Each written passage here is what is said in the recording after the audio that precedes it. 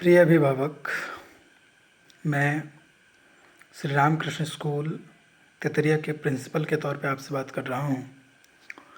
आप सब से एक बहुत महत्वपूर्ण मुद्दे पे बात करने के लिए आया हूँ।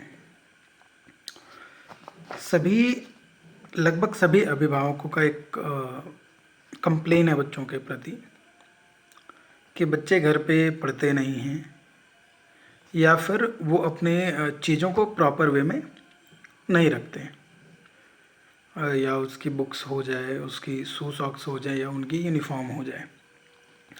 इन सारी चीज़ों को वो अपने प्रॉपर तरीके से नहीं रखते हैं। अभी पिछली बार जब हमारी पीटीएम हुई थी, जिसमें हम लोगों ने यूडैस से संबंधित बात किया था, उस दिन स्कूल की तरफ से आप सबको बताया गया था कि सभी बच्चों का क्लास नर्सरी से लेकर के क्लास 5 तक या क्लास 6 तक के सभी बच्चों का इवनिंग टाइम में पढ़ते हुए हमें 6 बजे शाम में फ़ोटो चाहिए और 9 बजे रात में फ़ोटो चाहिए, जब वो पढ़ के उठ रहे हों। साथ में आपको यह भी बताया गया था कि जो क्लास 1 to 6 के बच्चे हैं वो शाम 6 बजे से लेकर के रात के 9 बजे तक क्या पढ़ते हैं, उसकी एक डेटा वो तैयार करेंगे और वो फिर अपने क्लास टीचर को या फिर हमारे पास भेजेंगे। कुछ बच्चों का ये काम हो रहा है, लेकिन मैक्सिमम बच्चों की अगर बात करें तो ये काम नहीं हो रही है। सॉरी। तो इस पे क्या है ना कि अभी स्कूल एक और प्रबंध कर रही है, ये नियम जो है ना वो अगले दिन से ये प्रभावी हो जाएगी, लागू हो जाएगी। बच्चों के पास 100 नंबर रहेंगे जो उनके सब्जेक्ट के अलावा हैं। उनके पास 9 सब्जेक्ट हैं और 9 सब्जेक्ट के अलावा जो है ये 100 का नंबर रहेगा उनके पास। अब ये 100 है किस बात के लिए? ये 100 मार्क्स जो है वो है उनके परफॉर्मेंस पे, जो हम लोगों ने फ़ोटो वगैरह की बात की है।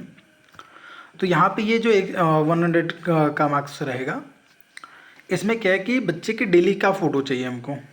अगर जिस बच्चे का डेली फ़ोटो नहीं आया 2 टाइम्स, शाम में पढ़ते टाइम से इवनिंग के टाइम पे 6 बजे और रात के 9 बजे, जिस बच्चे का फ़ोटो नहीं आया उस बच्चे के 100 में से 1 मार्क्स जो है, 1 मार्क्स जो है वो माइनस हो जाएगा, तो उनके पास बचेंगे 99 मार्क्स।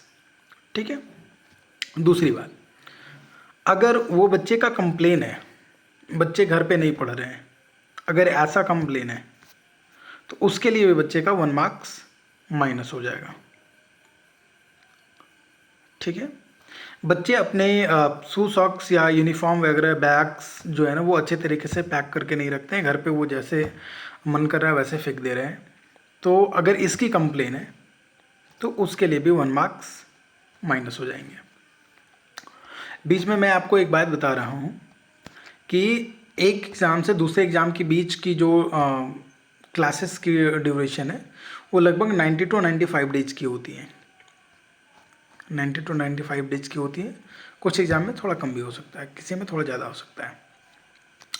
तो इस प्रकार का कंप्लेन रहने के बाद 100 मार्क्स जो है उसमें से एक मार्क्स जो है वो माइनस होते चला जाएगा। माइनस होते होते बच्चे का मार्क्स अगर 29 पे आ जाता है, 29 मार्क्स, तो ये बच्चा फेल हो जाएगा, ये बच्चा फेल हो जाएगा। तो हमने अपने तरफ से बच्चों को ये सिखाया है, या अभी 1-2 दिन में बच्चों के साथ हमारी डिस्कशन होने वाली है, तो उसमें ये डिस्कस हो जाएगी कि बच्चों को कैसे काम करना है या अभिभावक को कैसे काम करना है। अभिभावकों के लिए एक नोटिस टाइप चली जाएंगी 1 से 2 दिन में कि कैसे उनका ये लागू होने वाला है। ये जो सिस्टम है जो अभी मैंने डिस्कस किया है वो 10 तारीख से 10 अक्टूबर से वो लागू हो जाएगी। ठीक है। तो बच्चों को इस पे ध्यान रखना है, हमारे अभिभावकों को भी ध्यान रखना है कि उसको कैसे टैकल करना है। बच्चा, अभी एक कंप्लेन ये है कि बच्चा फ़ोन देखता है, फ़ोन उसको मत दीजिए। फिर आपका कंप्लेन आता है कि बच्चा रोता है, रोने दीजिए। 1 से 2 दिन बच्चा रोएगा, फिर बच्चे ठीक हो जाएंगे। तो उसके लिए बहुत ज़्यादा टेंशन लेने की आवश्यकता नहीं है।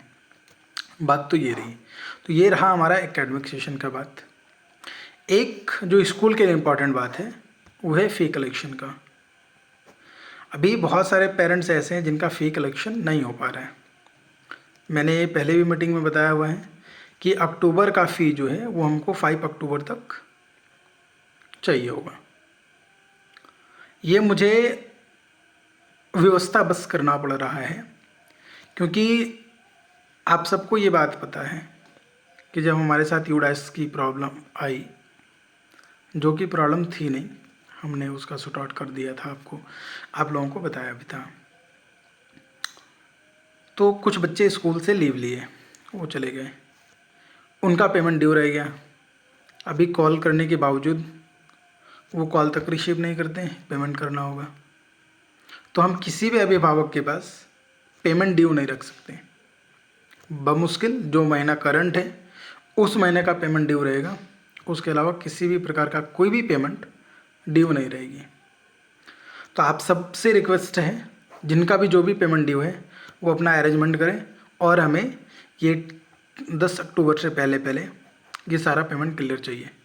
अगर किन्हीं का पेमेंट क्लियर नहीं होता है, वो प्रॉपर वे में अगर मेरे से कंसर्न कर पाते हैं तो कंसर्न करिए, अगर नहीं कर पाते हैं तो आप एनी हाउ पेमेंट जो है वो हमको 10 अक्टूबर तक चाहिए।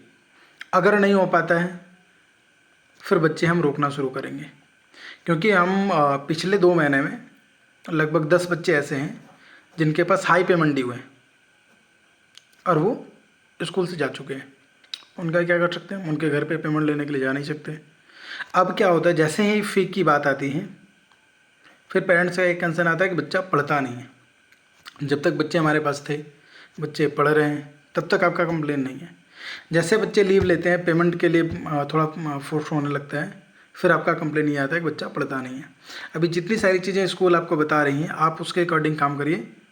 बच्चा अगर नहीं पढ़ता है फिर हमारी जिम्मेदारी है, हम उस चीज़ को कंसर्न करेंगे, हमारे टीचर उसके ऊपर काम कर रहे हैं।